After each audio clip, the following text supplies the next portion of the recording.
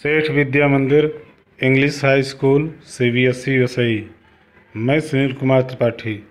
प्रिय छात्रों, आज हम कक्षा 6 विषय हिंदी पाठ 17 सांस सांस में बांस के अंतर्गत भाग 1 का अध्ययन और अध्यापन करने चल रहे हैं, जिसमें है पाठ परिचय एवं पाठ की व्याख्या। आइए हम सबसे पहले पाठ परिचय की तरफ अपना ध्यान आकर्षित करते हैं। प्रस्तुत पाठ में लेखक ने बांस की उपयोगिता का विशद वर्णन किया है, अर्थात विस्तृत रूप से वर्णन किया है।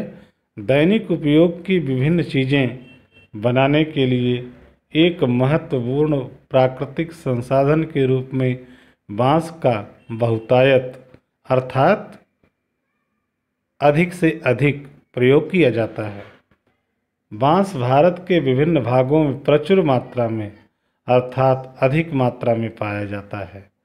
खास तौर पर भारत के उत्तर पूर्वी क्षेत्रों में बांस बहुत उगता है, इसीलिए वहाँ पर बांस से विभिन्न चीज़ें बनाने का प्रचलन है। बांस से टोकरियाँ, चटाइयाँ, टोपियाँ, बर्तन, सजावटी सामान इत्यादि ढेरों चीज़ें बनाई जाती हैं। इस प्रकार बांस विभिन्न समुदायों की आजीविका से भी जुड़ा है। पाठ 17 सांस सांस में बांस। तो छात्रों, हम इस पाठ का शुद्धता से उच्चारण करते हैं एवं इसका अध्ययन करते हैं। एक जादूगर थे चंगकी चंगलनवा। अपने जीवन में उन्होंने कई बड़े बड़े करतब दिखलाए अर्थात हुनर दिखलाए। जब मरने को हुए तो लोगों से बोले, मुझे दफनाए जाने के 6ठे दिन मेरी कब्र खोद कर देखोगे तो कुछ नया सा पाओगे। कहा जाता है कि मौत के 6ठे दिन उनकी कब्र खोदी गई और उसमें से निकले बांस की टोकरियों के कई सारे डिजाइन। लोगों ने उन्हें देखा, पहले उनकी नकल की और फिर नए डिजाइन भी बनाए। तो कहने का तात्पर्य हुआ कि उनके हुनर से बहुत सारे लोगों ने हुनर को प्राप्त किया।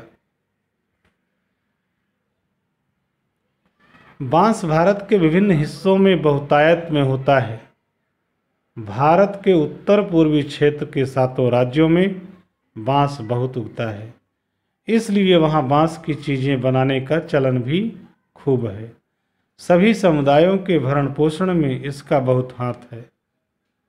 यहाँ हम खास तौर पर देश के उत्तरी पूर्वी राज्य नागालैंड की बात करेंगे।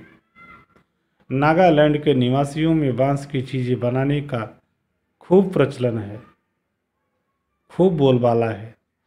इंसान ने जब हाथ से कलात्मक चीज़ें बनानी शुरू की, बांस की चीज़ें तभी से बन रही हैं।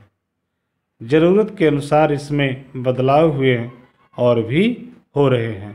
कहने का तात्पर्य यह हुआ कि नागालैंड में इसका खूब प्रचलन है बांस की चीज़ों का, और इस बांस से लोगों का भरण पोषण होता है।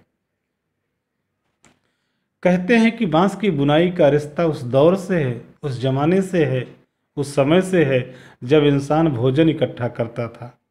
शायद भोजन इकट्ठा करने के लिए ही उसने ऐसी डलिया नुमा चीज़ें बनाई होगी। क्या पता बया जैसी किसी चिड़िया के घोंसले से टोकरी के आकार और बुनावट की तरकीब हाथ लगी हो।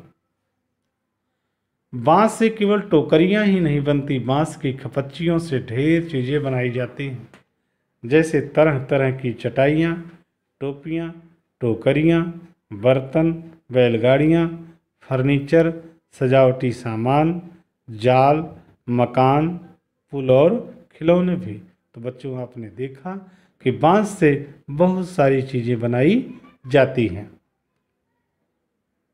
अब आइए देखते हैं बांस से मेरा रिश्ता। बांस का यह झुरमुट मुझे अमीर बना देता है। इससे मैं अपना घर बना सकता हूँ। बांस के बर्तन और औजार इस्तेमाल करता हूँ। सूखे बांस को मैं ईंधन की तरह इस्तेमाल करता हूँ। बांस का कोयला जलाता हूँ, बांस का अचार खाता हूँ। बांस के पालने में मेरा बचपन गुजरा। पत्नी भी तो मैंने बांस की टोकरी के जरिए पाई और फिर अंत में बांस पर ही लिटाकर मुझे मरघट ले जाया गया। कहने का तात्पर्य हुआ कि बांस से ही आदि और अंत होता है, अर्थात बांस पर बहुत सारी चीज़ें टिकी हुई हैं। इस तरह से हमारा यह भाग यहीं पर संपूर्ण हुआ। धन्यवाद।